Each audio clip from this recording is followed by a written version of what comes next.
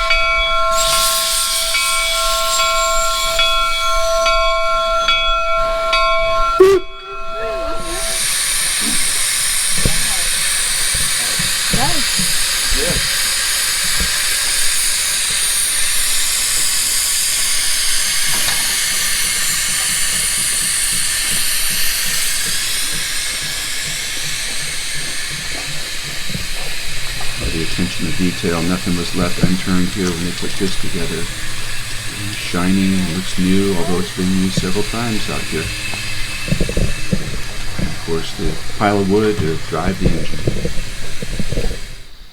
So the coal comes from, I was telling you that the Jupiter burns wood from the dead and down trees out of Yellowstone National Park. It's delivered here for us to use. The coal comes out of Durango, Colorado. You have to find the right size, weight, grade of coal, and that's what they use on the 119. The 119 is a freight locomotive. The reason why we're meeting over here is between 3, 10, and plus miles. It was written into the Railroad Act to be having sidings, and the reason why you want to have a siding, a couple of reasons. Now the main grade right there, transcontinental line, was for the fast trains in particular, is why you'd have to sideline a train such as the UP coming in right now. The passenger trains, that's one whistle for a stop. Yeah. The passenger trains and the mail trains had the right-of-way on the tracks here. So if you had them coming through and you had an opposing locomotive coming down the tracks, you would sideline those with the freight. They may be offloading or onloading freight. You would also be stopping perhaps on a sideline to refill with water. I want to explain right now what's going on. The firemen have just manually switched the track. They do not use electricity, they use the old ways. We're closing off the track right now. Gave this the engineer signal up and down, up and down. You may have seen that in old movies with a lantern at night to let the engineer know that the track's been switched, everything's clear to go. So as it comes down across, you're going to hear a real much louder, a better example of the clickety-clack of the rails that you heard of the Jupiter. There are joiners, rail joiners here, joining each section of the rail.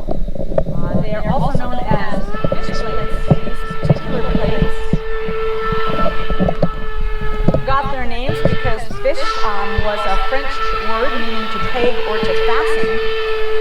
And when those heavy wheels, the metal wheels, hit those fish plates, that's where you're getting that clickety-clack sound. Now you can tell this is a coal burner right here. The amount of coal in the tender there could send that locomotive 100 miles down the track. However, it had the same constraints as a Jupiter. Its water tank, you'd have to refill every 15 to 30 miles.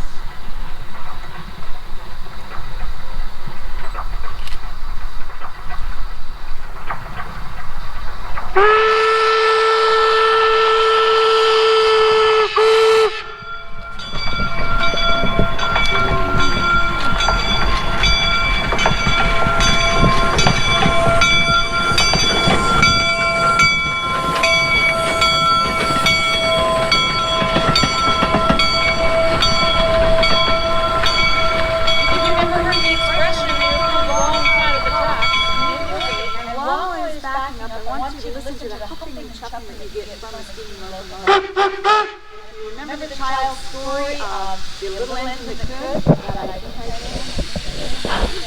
Right here, that's what it's talking about.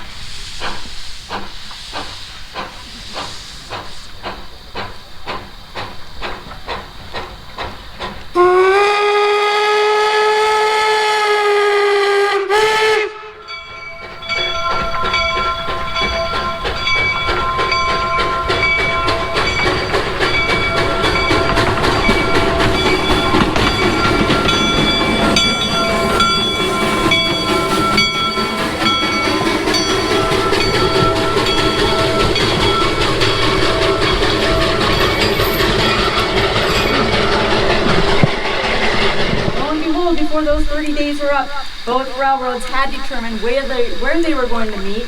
They chose equidistance from their end of track out to the west. The Central Pacific was still coming.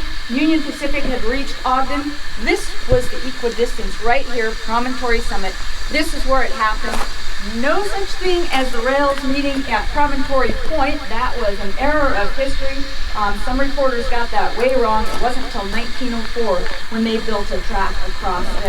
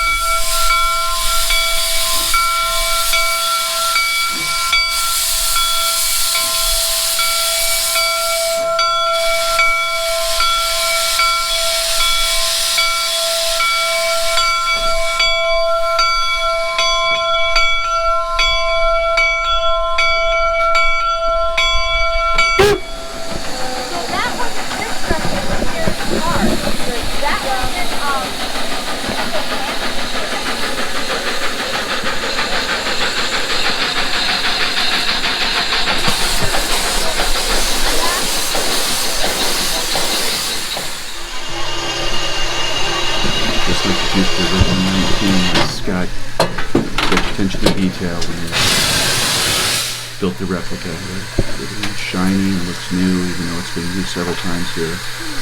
And the way they park the two engines just to replicate what it had been back in the day, it's really neat.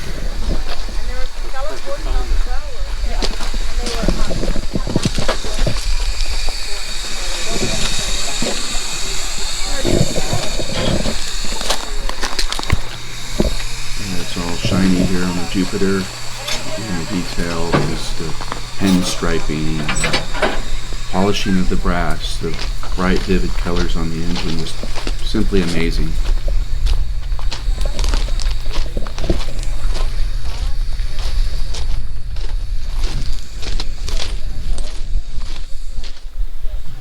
This rock is a tribute to the Irish workers who worked on the railroad. And this particular monument over here is for the Chinese workers, and there was several thousand Chinese workers who worked and died building the railroad. Let's go inside the visitor center. We're here inside the visitor center. First thing we're going to look at is a photo of the replica engine 119 Union Pacific. And there in the visitor center there's a movie to watch before coming into this area that tells more of a history.